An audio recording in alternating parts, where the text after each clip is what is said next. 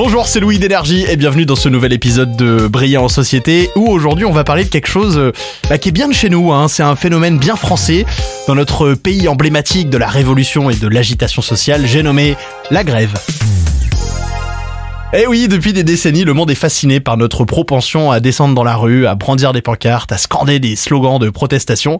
Mais comment on explique cet amour des Français pour la grève ? Ça m'a intéressé, j'ai eu envie d'en savoir un peu plus et Daphné Breitenbach qui a écrit cet épisode m'a vachement aidé, on va pas se mentir.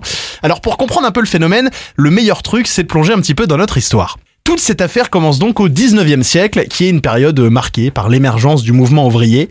Les premières grèves qui sont réprimées avec violence s'expliquent par les conditions de travail très difficiles à l'époque et les inégalités aussi croissantes dans une société qui s'industrialise de plus en plus. D'ailleurs, Auguste Blanqui, qui est un socialiste et un révolutionnaire de l'époque, a déclaré « Celui qui fait une grève combat, celui qui ne la fait pas se soumet ». Ça donne le ton. Au fil des décennies, la grève s'ancre dans la culture française comme un moyen légitime de revendication sociale. Les ouvriers et les employés comprennent que l'arrêt de la production peut vraiment impacter les décisions des patrons. L'une des grèves les plus mémorables, c'est celle de 1936. À l'époque, plus d'1 million de travailleurs occupent leurs usines. Ils réclament des congés payés, une semaine de travail de 40 heures et des meilleures conditions de travail. Vu du prisme d'aujourd'hui, forcément, ça peut faire bizarre, mais à l'époque, c'était des vraies revendications puisque rien n'était acquis. Sous la pression populaire, le gouvernement cède et les accords de Matignon, qui instaurent des réformes sociales importantes, sont signés. Plusieurs décennies plus tard, il y a le plus que célèbre mois de mai 68. À ce moment-là, les étudiants et les ouvriers se rejoignent dans un mouvement de contestation complètement dingue qui prend vraiment une ampleur exceptionnelle. On entend un peu partout des slogans comme « Soyez réalistes, demandez l'impossible » qui reflètent un peu l'esprit rebelle de l'époque. Les manifestations sont massives et les grèves paralysent complètement le pays pendant un mois. Le gouvernement n'a pas d'autre choix que de faire des concessions majeures, genre augmenter les salaires ou réformer l'université. Dans les années 90, c'est sous le gouvernement d'Alain Juppé que ça commence un peu à chauffer. Lorsqu'il devient Premier ministre sous la présidence de Jacques Chirac, il propose un plan de réforme ambitieux pour réduire le déficit budgétaire, changer le fameux régime des retraites et moderniser le système de la sécurité sociale.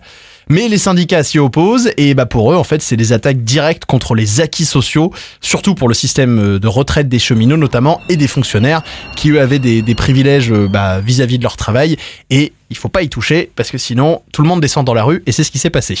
Résultat, la grève de 1995 rassemble énormément de travailleurs, de fonctionnaires, donc des cheminots, des enseignants, mais aussi des étudiants et même des avocats. Et là, le pays se retrouve à nouveau complètement paralysé. Les transports en commun, les écoles, les hôpitaux, tout est perturbé. Des manifestations massives ont lieu un peu partout en France et rassemblent des millions de personnes. Résultat, le gouvernement recule sur plusieurs points, notamment sur le projet de réforme des régimes spéciaux de retraite.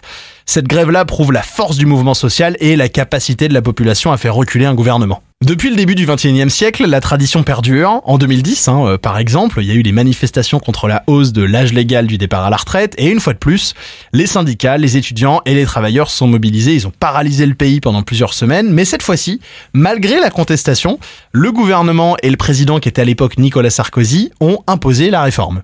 En 2018, sous Emmanuel Macron, c'est là la grande époque des Gilets jaunes qui clairement aura marqué l'histoire moderne de notre pays.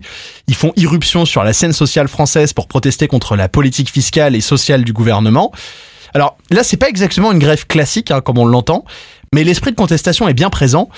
En fait, ça se passe sous forme de manifestations hebdomadaires avec pas mal de violence des deux côtés.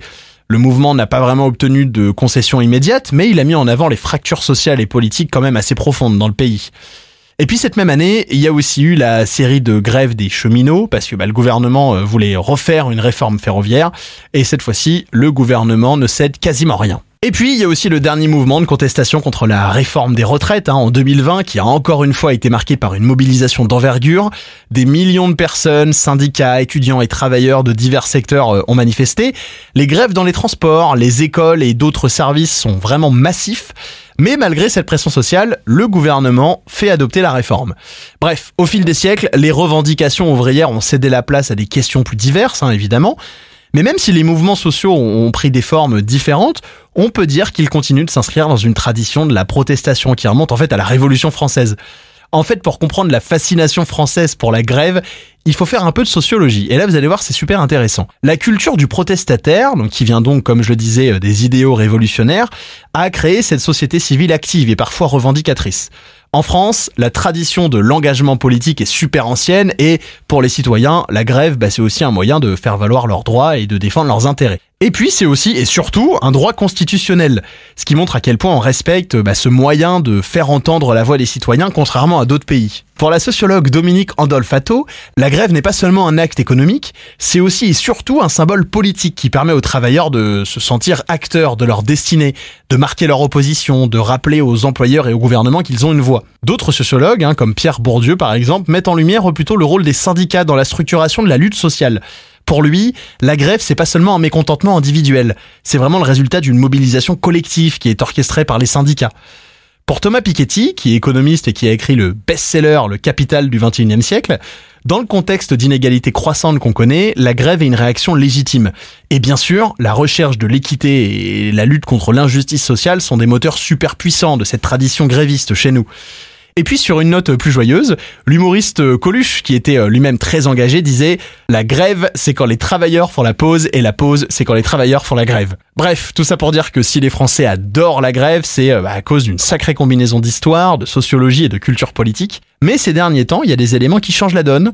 Par exemple, l'une des révolutions notables dans les mouvements de grève récents, c'est l'utilisation des réseaux sociaux, des plateformes comme Twitter, X, ou Facebook permettent une mobilisation plus rapide et une coordination efficace des actions. Il y a aussi les hashtags ou les campagnes en ligne qui contribuent à galvaniser l'opinion publique. Un autre truc intéressant, c'est que les mouvements des dernières années ne se limitent plus seulement à des revendications salariales. Ils englobent des questions plus larges, liées bien sûr aux conditions de travail ou à la précarité de l'emploi, mais aussi à l'égalité des genres, à la lutte contre le réchauffement climatique ou à la fin des violences sexistes et sexuelles.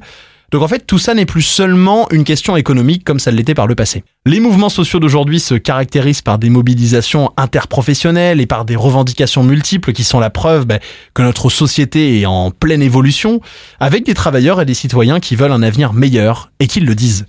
La France en fait a évolué tout en gardant intacte la puissance d'expression de son peuple. Alors que ce soit avec des pancartes humoristiques ou des slogans percutants, les Français continueront à faire de la grève une partie intégrante de leur identité sociale et politique. Et si vous voulez mon avis, alors que ce soit avec des pancartes humoristiques ou des slogans percutants, les Français continueront à faire de la grève une partie intégrante de leur identité sociale et politique. Et après tout, comme le disait Victor Hugo, quand les peuples cessent de faire la guerre, ils se font la grève.